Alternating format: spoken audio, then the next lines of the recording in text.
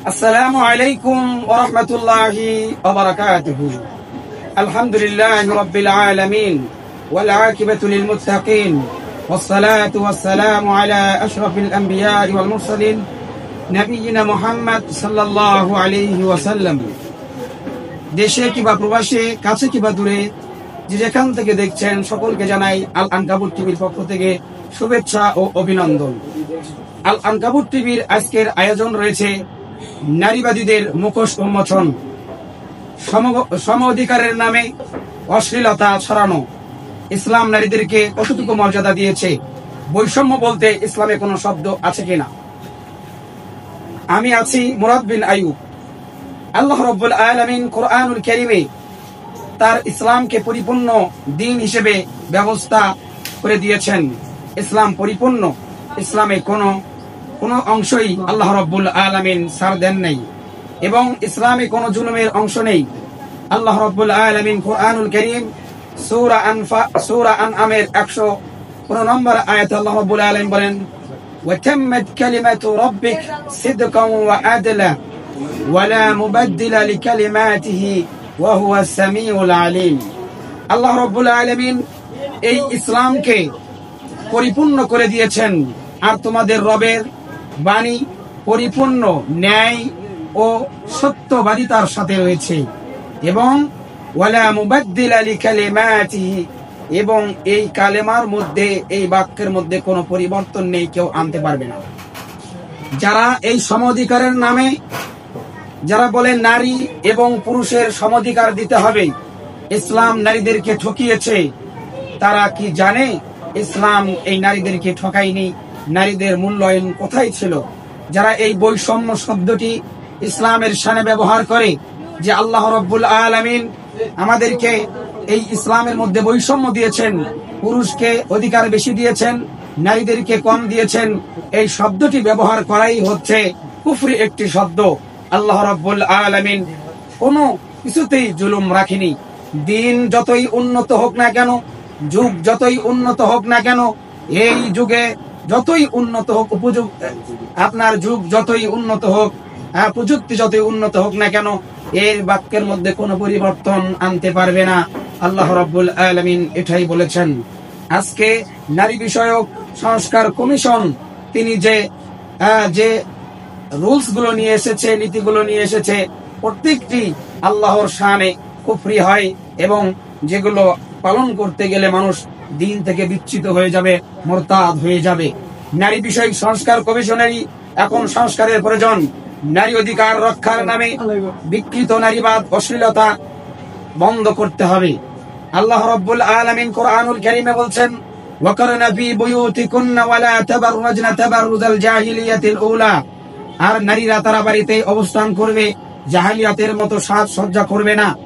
এবং তারা এই সমঅধিকারের নামে আজকে অশ্লীলতা ছড়াচ্ছে। আল্লাহ রাব্বুল আলামিন নিষেধ করেছেন, ওয়ালা তাকরাবুজ জিনা ইন্নাহু কানা ফাহিশাতাও ওয়া সাআ সাবিলা, তোমরা জিনার নিকটবর্তীও যেও না, নিশ্চয়ই এটা ফাহিশা, মন্দ, এবং এটা একটি মন্দ পথ। আজকে দেখুন এই মন্দ পথকে মানুষ বেছে নিয়েছে। তারা বেশ্যা হওয়ার জন্য সার্টিফিকেট চাচ্ছে।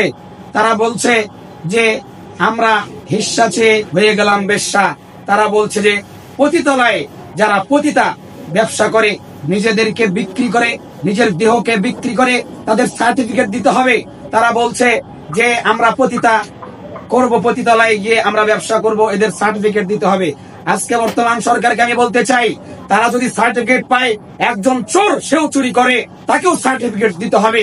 একজন ডাকাত সে ডাকাতি করে, সেও কষ্ট করে, তাকেও সার্টিফিকেট দিতে হবে। এটা কি কেউ মেনে নেবে? কখনোই মেনে নেবে না।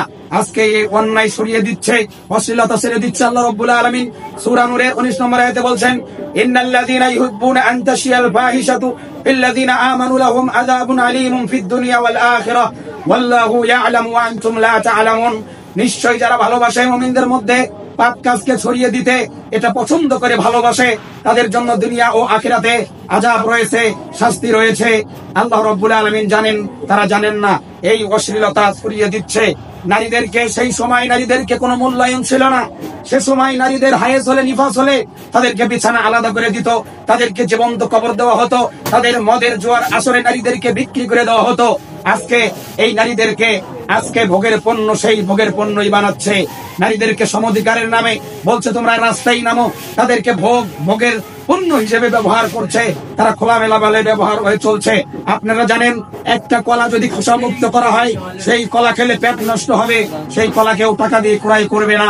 ঠিক তদুরূপ একজন নারী যদি খোলামেলা ভাবে চলাফেরা করে, তার মূল্য থাকে না, তাকে সমাজ থেকে বিচ্যুত হয়ে যায়, তার মূল্য দিন দিন কমে যায়। আজকে যারা সমধিকার দাবি করছে তাদেরকে যদি আমি বলি, আপনারা যদি সমধিকার দাবি করেন তাহলে বিয়েতে যেমন পুরুষরা দেন মোহর দেয়, মেয়েদেরকেও দেন মোহর দিতে হবে। এবং ছেলের বাবা মেয়েদের বাড়িতেও 6 মাস থাকবে, ছেলেদের বাড়িতেও 6 মাস থাকবে। নারী নির্যাতন বাতিল করতে হবে, যে আইন আমরা করেছি।